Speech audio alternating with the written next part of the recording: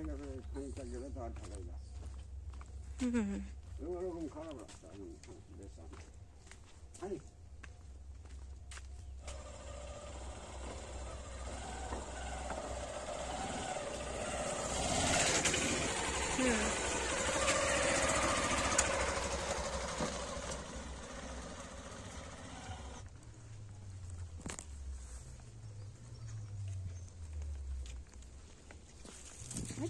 সুন্দরবন এলাকার মানুষ আমাদের চাষবাস হচ্ছে মূলত জিনিস ধান চাষ বা কোনো সবজি চাষ যদি হয়, ওই সবজি নিয়ে আমরা বাজারে যেতে গেলে আমাদের খুব কষ্টকর, রাস্তাঘাট নেই বলে সেই জন্য আমাদের প্রচুর কষ্টকর।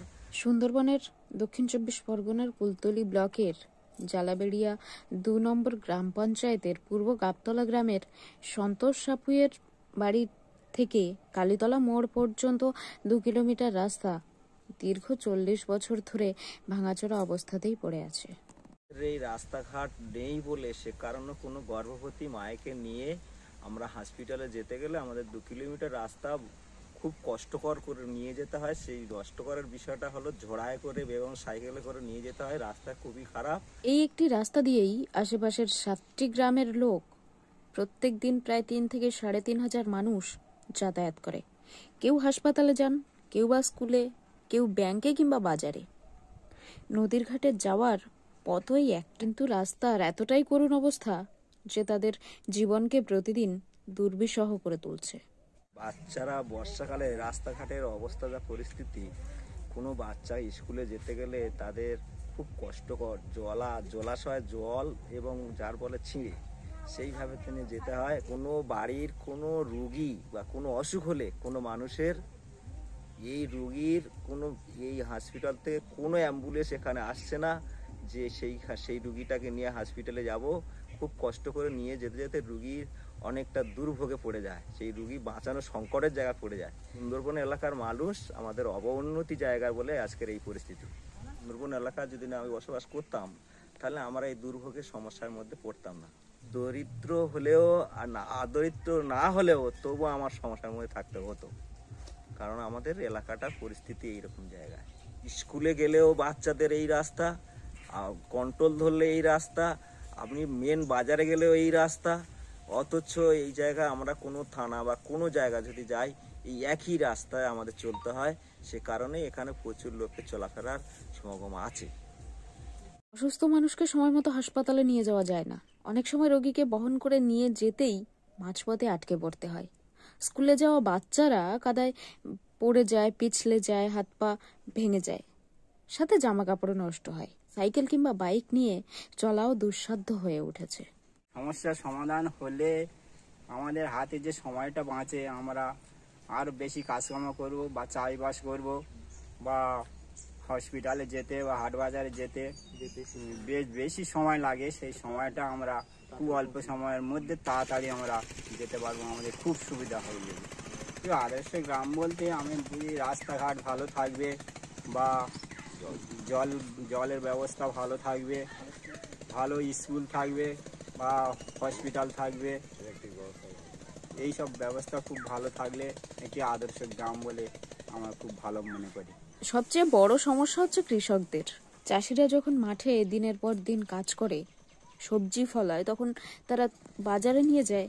রাস্তার খারাপ অবস্থার জন্য তো অনেক বেশি সময় লাগে, গাড়ি ভাড়াও অনেকটা বেশি লাগে, ফসলের দামও কমে যায়, ফলে লোকসান গুনতে হয় গ্রামবাসীরই।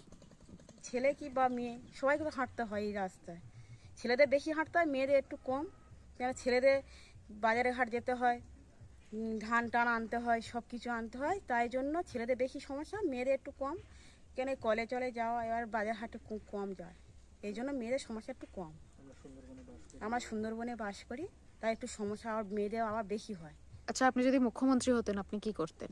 আগে রাস্তাঘাট করতাম, লোকের সমস্যার সমাধান করতাম, বাচ্চাদের স্কুলে যাওয়া, রাস্তাঘাট বাচ্চারা যেতে পারছে কি না পারছে সেটা লক্ষ্য রাখতাম, আর মানুষের চাহিদা পূরণ করতাম। রাতে এই পথে চলা মানে ভয়, অন্ধকারে পড়ে যাওয়ার ঝুঁকি আছে, তার সঙ্গে সাপের আতঙ্ক, আর সুন্দরবনের চিরাচরিত বাঘের ভয় মাথার ওপর তো ভর করেই থাকে।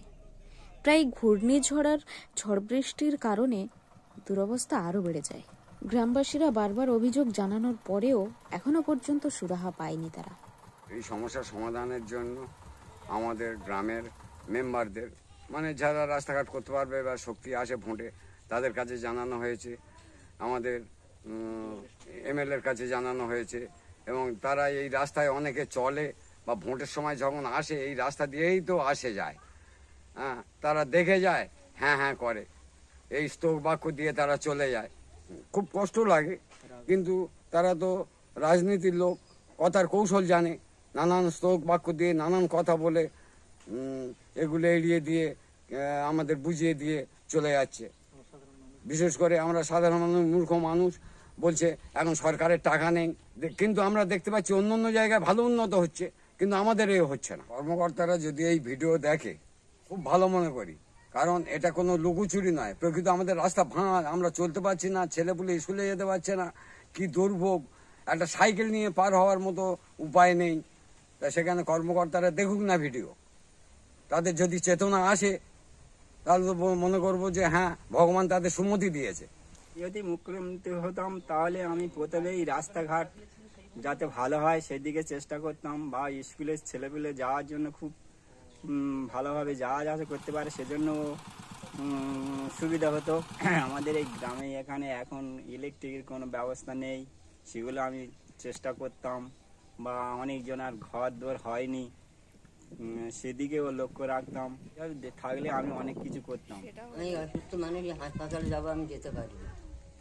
কেন? না, আমার এই পায়ের জন্য হাঁটতে পারি না, তাই যেতে পারি না। আর রাস্তাঘাট খুব খারাপ, সেই জন্য যেতে পারি না।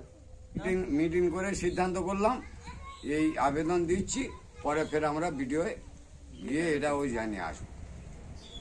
তাদের দাবি এই রাস্তা যেন পশ্চিমবঙ্গ সরকারের পথশ্রী প্রকল্পের আওতায় আনা হয় এবং দ্রুত যেন ঢালাই রাস্তা করে দেওয়া হয়, কারণ একটা রাস্তার জন্যই আটকে আছে শিক্ষা, স্বাস্থ্য, চাষাবাদ, প্রতিদিনের জীবনযাত্রা। দীর্ঘ 40 বছরের প্রতীক্ষা যেন তাড়াতাড়ি শেষ হয়, এটাই চায় গ্রামের মানুষ। রিসিভ করালাম, করার পরে বিডিও বাবুর কাছে গেলাম, উনি ব্যস্ত থাকার থেকে বললো না, তারপর আমরা ফিরে আসলাম। আপনি যদি এই কণ্ঠস্বরকে শুনতে পান তাহলে আপনিও পৌঁছে দিন, যাতে এই মানুষগুলোর সমস্যার সমাধান হয়।